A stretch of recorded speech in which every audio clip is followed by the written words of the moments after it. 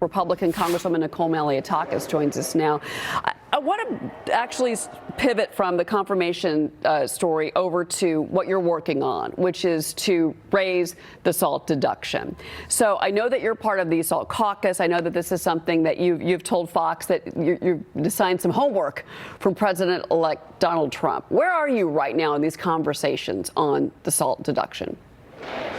Well, Republican members of the SALT Caucus had a very productive and successful meeting with President Trump, and we gained his support to move forward with identifying a number that we would like to see the SALT deduction increased to.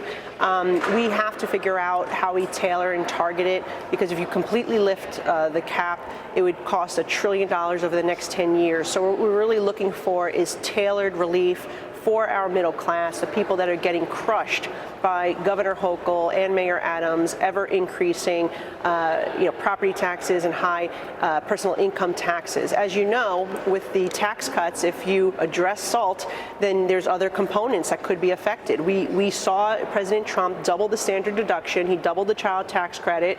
He gave an across-the-board decrease to the personal income tax rates, which really benefited Americans. And then he eliminated the alternative minimum tax, which really protected our middle-class families like the ones I represent in Staten Island and Brooklyn.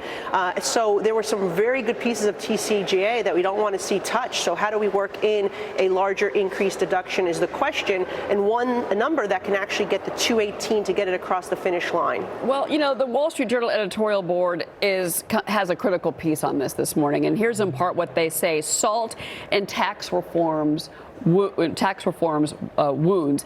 They say lost revenue, they bring that up, but then they also say raising the SALT cap would also be a slap against the residents of low-tax states who have less to deduct. Meanwhile, this reduces political incentive for Democrats who run New York, New Jersey, Connecticut, California to cut taxes. That this just lets these Democratic governors just keep spending, and spending. Yeah, well, two things. Number one, I agree that the reason we need SALT relief is because our mayor and our governor keep hammering property taxpayers and those with high income taxes. What I would say is it would be great if we can push somehow the city to cap property taxes at 2% as they do for the other municipalities in the state of New York. The mayor and governor can do that, and we should incentivize that. And so what I actually did bring up at this meeting was maybe we increase the SALT deduction. We don't want to punish those middle-class taxpayers. We want to still give them relief from the federal level if we can, because the mayors keep taxing them. But what I would say is maybe there's a increased deduction that they would receive if the mayors and the governors cap, freeze, or lower their tax burdens. So that's something that we are entertaining. But look, in terms of this argument, we actually subsidize the red states. Let's be clear. All right. We are the ones that pay taxes more in New York, and yet they're receiving things like refundable tax credits. Congresswoman, thank you. We'll be right back, everybody.